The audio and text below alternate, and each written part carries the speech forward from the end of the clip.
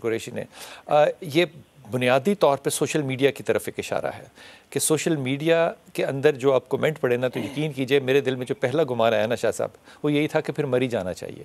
اتنی ذلت کہیں پہ کوئی کردار ہم بنا نہیں پائے 72 سالوں میں 1400 سال کا ذکر نہ کروں تو یہ 72 سالوں میں کہیں تو کچھ ہونا چاہیے تھا یا اب ہوگا. اعوذ باللہ من الشیطان الرجیم بسم اللہ الرحمن الرحیم انا للہ و انا الیہ راجعون. بلال بھائی سب سے پہلے تو میں اس کانسیپٹ کو کلیئر کروں کہ جب بھی کسی کی موت کا سنا جائے تو کلمہ استرجاع پڑھا جاتا ہے. اس میں سب سے پہلا سبق یہ ہوتا ہے کہ ہم کسی کی موت کا سن کے اپنی موت کو یاد کریں. بے شک. حتیٰ یہاں تک بھی ہوتا ہے کہ جب جنازے کے ساتھ جائیں تو یہ تصور کریں کہ اس میت کی جگہ آپ لیٹے ہوئے ہیں. جب قبر بند کر دی جائے تو کہیں الحمدللہ ایک اور چانس مل گیا. اب یہاں پر کتنی آپ نے ظالمانہ بات کر دی ہے. کہیں احساس آنا شروع ہو گیا تو کیا ہوگا؟ اللہ کرے کہ آئے. اللہ کرے. اچھا اب یہاں پر جو ہے وہ جو ڈاکٹر عامر لیاقت صاحب کے حوالے سے میری ان کے ساتھ 2-3 بڑی مفصل ملاقاتیں رہیں.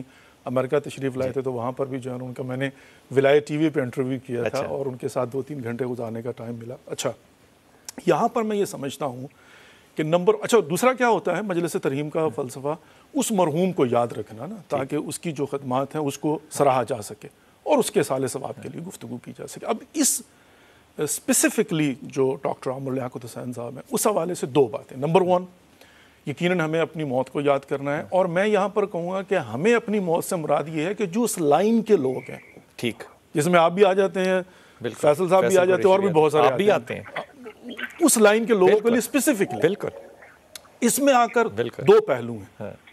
اب ایک کانسیپٹ کا لوگوں کا کیا ہوتا ہے یار اللہ کی بارگاہ میں پیش ہو گئے ہیں بندہ فوت ہو گیا اب چھوڑ دیں شب کریں باتیں چلیں. میں سمجھتا ہوں کہ نہیں حقیقت کو سامنے رکھنا چاہیے. کیوں؟ نمبر 1 تو میں نے اپنی موت کو یاد کرنا ہے. نمبر 2 مجھے اس سے کچھ سیکھنا ہے. بے شک. ایک ہے حقوق اللہ ایک ہے حقوق العباد ایک ہے ذات ایک ہے اجتماع. ٹھیک.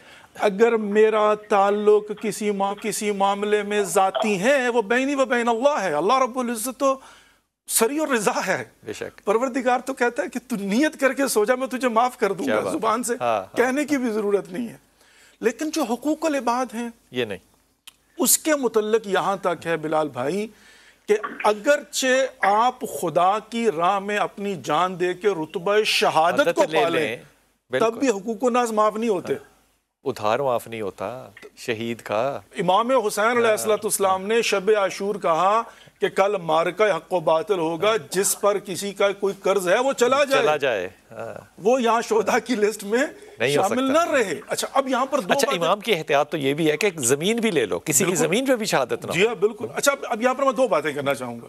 پہلی بات وہ یہ ہے کہ جب ہم کسی مرحوم کے متعلق بات کریں تو یہاں پر یہ نہ کریں کہ پروندہ ختم ہو گیا. نہیں, جو ان کے اجتماعی معاملات ہیں وہ قیامت تک کے لیے کھلے رہیں گے. تو پہلا سبق ہمیں کیا سیکھنا ہے کہ میں اور آپ اور ہم جیسے جتنے لوگ ہیں آج بیٹھ کر اپنے ذاتی معاملات کو اجتماعی نہ بنائیں. کیا بات ہے. تاکہ وہ محفوظ رہیں. کیا بات ہے. تاکہ وہ استثناء غیبت میں نہ آ جائیں. کیا بات ہے. کسی اجتماع کی کسی گروہ کی کسی مذہب کی کسی جماعت کی کسی پورے کے پورے معاشرے کی کہیں پر بھی توہین نہ کریں. سب سے پہلے تو میرے لیے یہ سبق ہے. میں نے بھی مرنے کے بعد بھی نہیں چھوٹے گا یہ اور یہ چھوٹ سکتا ہی نہیں ہے. تو سب سے پہلی بات تو میں یہ دیکھوں نا کہ آج بیٹھ کر اگر خدا نہ خواستہ کوئی بندہ بھی جو ہے نا اس کو شہرت مل جاتی ہے. اب میں فیصل بھائی کو بھی یہ بات عرض کروں گا کہ یہ دوستوں کا کام ہے. مومن کے لیے آئینہ ہوتا ہے. آئینے کا کام یہ کہ پہلے خوبیاں بیان کرتا ہے بعد میں خامیاں بھی بیان کرتا ہے. وہی دوست ہے. تو دوست کا کام یہ ہوتا ہے کہ یہ نہیں کہ ہم آپ یہاں پر بیٹھ کر صرف اور صرف جو ہے نا ایک پہلو کو لیں دونوں پہلوؤں کو لیں. پہلا میرا کام یہ بنتا تھا کہ ہم کہیں گے بھائی جو ذاتی معاملات ہے ذاتی معذرت کے ساتھ یہ سوشل میڈیا کا نشہ ہے اور اس نشے کے اندر آ کر بہت سارے معاملات جو معاملات گھر میں ہی رہنے چاہیے ان کو پبلک کر دیتے ہیں. نہیں کرنا چاہیے. یہ بہت بڑا سبق ہے. اچھا اب اگلا بات کیا ہے وہ کیا ہے وہ معاشرے کی بے حسی ہے.